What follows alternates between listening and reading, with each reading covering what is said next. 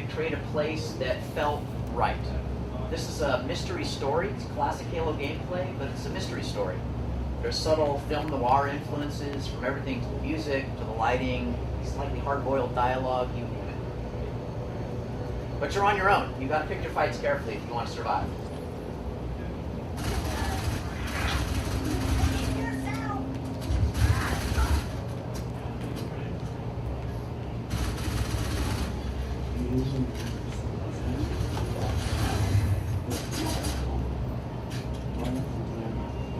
I'll push a little bit deeper here.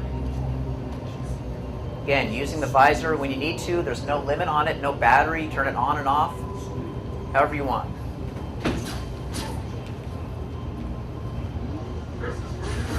Yeah, that's for you. A couple squads have cornered me here. Hopefully this one's pulling back a little bit. See if I can draw these guys down.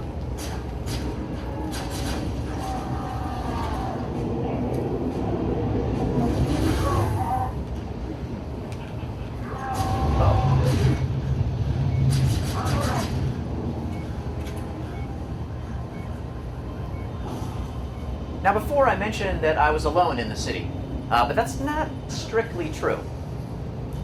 There's someone else that's with you. He's been watching you ever since you dropped. And he's a friend.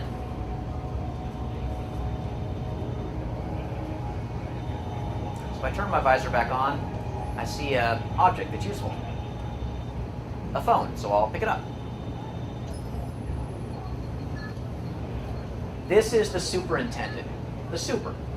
Now, the superintendent is an artificial intelligence, an AI that runs a lot of the city's systems. The medical kiosks, the power. He drives the garbage trucks because they're totally automated 500 years in the future. But he's your friend. He wants to help. And the first thing he's given you is a map of the city. Another brand new feature in ODST. Now, as I zoom out, you can pretty quickly see that this is the largest Halo environment we've ever created.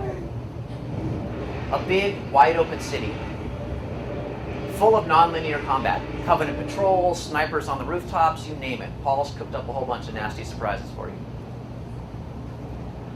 But you're free to go pretty much wherever you want. We don't put a lot of barriers in front of the player in the nighttime city. That being said, it's really easy to get lost. I mean, this place is so big, you could easily get turned around. So the superintendent nicely has pointed out up on the upper left some places where he thinks we might want to go. Tiari Plaza, Uplift Reserve, and the Office of Naval Intelligence, the ONI Alpha Site. Now this blue circle is what we call a beacon. It's basically just an area of interest where the superintendent thinks there might be something important for you to look at. But that beacon is a good distance away from our current location. It'd be easy to get lost along the way, so you are also able to put down waypoints. Now I mentioned the campaign has full support for co-op. Up to 4 people can play it together. So you could have 4 ODSTs charging around the nighttime city. Everybody's able to place their own waypoints, and you can cycle back and forth between your buddies' waypoints.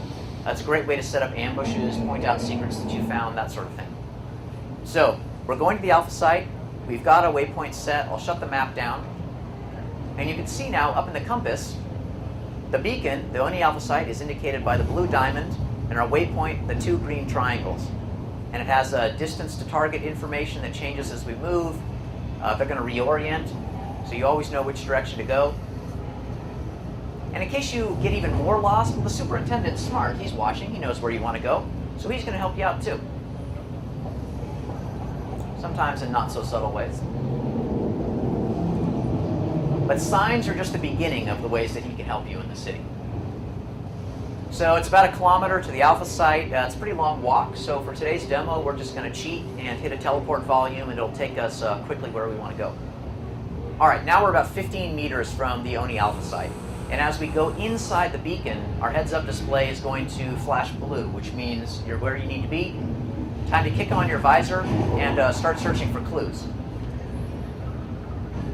Now remember, your mission is to find the other members of your team, so each of these clues that you find, like this thing up here in yellow, is going to give you information about the fate of your buddies. The detonator you've seen before. Before I do this, I just want to point out some of the art of the game. This is the Halo 3 engine, but it looks beautiful. Our artists have had more time to go back in, discover how to make things look even better than before. And I think their work is really terrific. You can see here, this is the remnants of the space tether burning in the distance, the space elevator we saw in the opening cinematic, and the ruins of a building off in the distance. And oddly enough, the bridge is out. I wonder how that happened. Well, let's pick up the detonator and find out. So again, you're the rookie in the nighttime city looking for clues, like this one.